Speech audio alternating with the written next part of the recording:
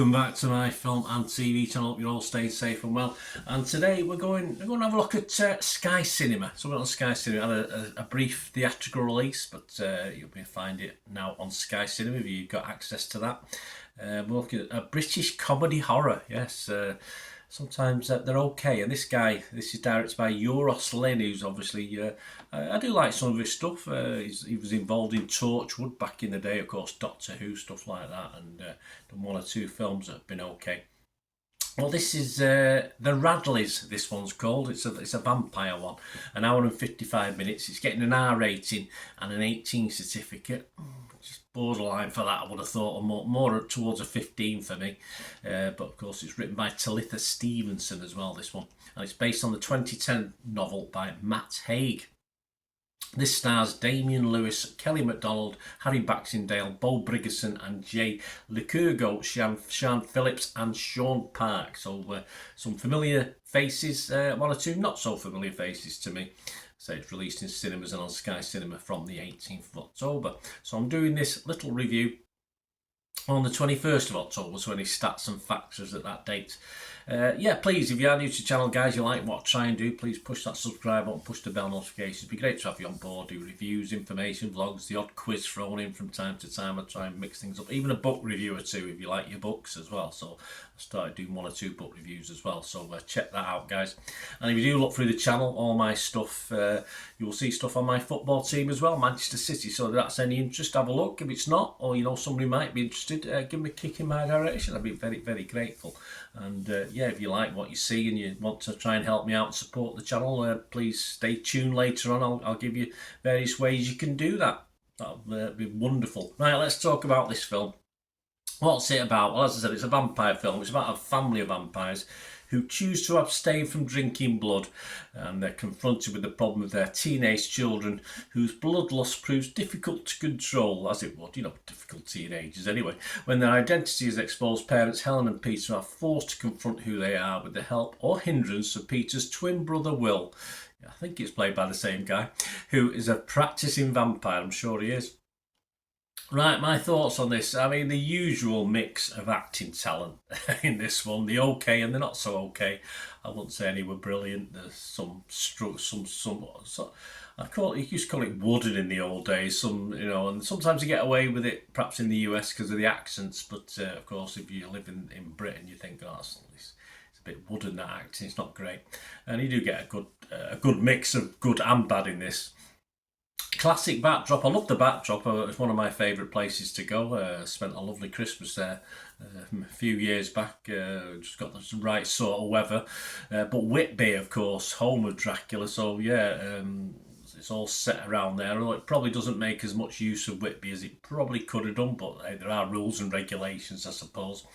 I don't think it's that bad. The comedy's a bit weak. That's a problem. It's comedy horror, but the comedy is very weak. Yeah, Euros Lynn isn't sort of well known for good comedy particularly, although it's a couple of lighter moments.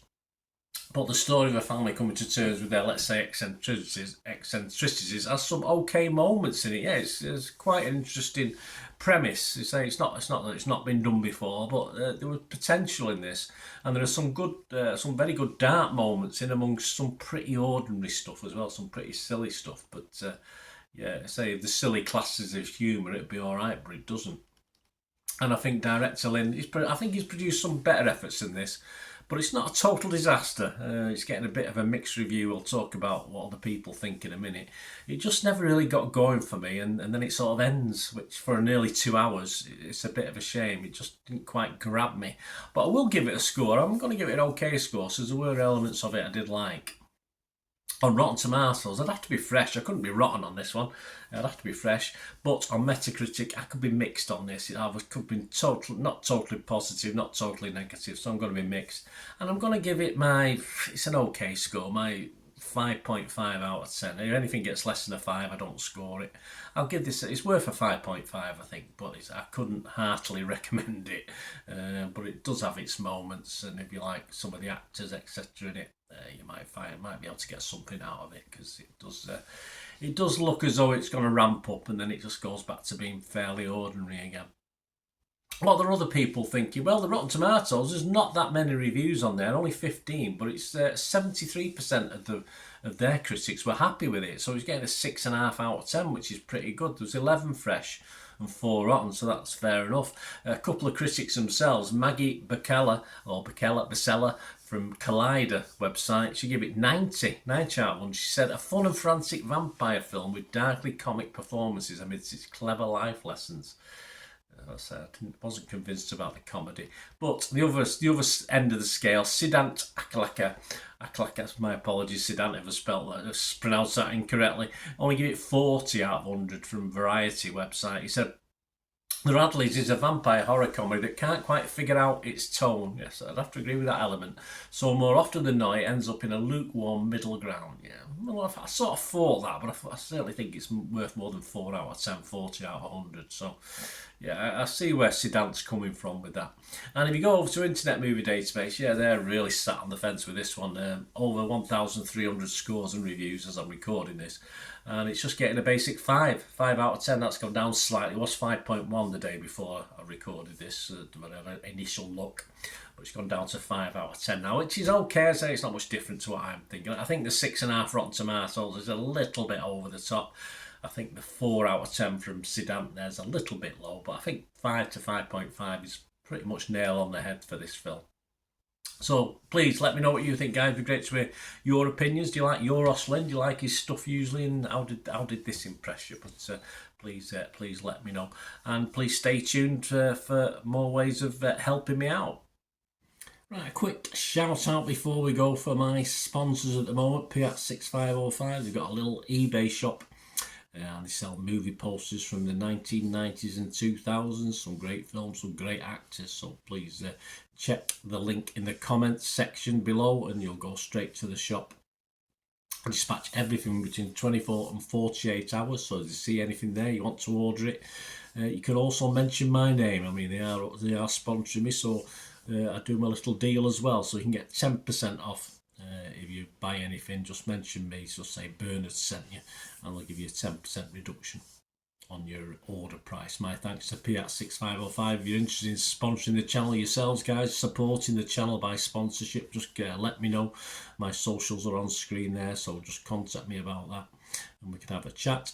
Other ways to help me out, guys, if you watch the ads, if the ads on this, YouTube ads, that helps in a very little way, but it all helps. It all, watch the pennies and pounds look after themselves, they say, don't they? Or the pennies or the 10p's look after themselves. But if you watch the ads or follow the links on the ads as well, that's always a nice way to support the channel. If you sort of hang on for it, I've done that. I watched other people's and followed the ads, something I fancied, which does happen from time to time.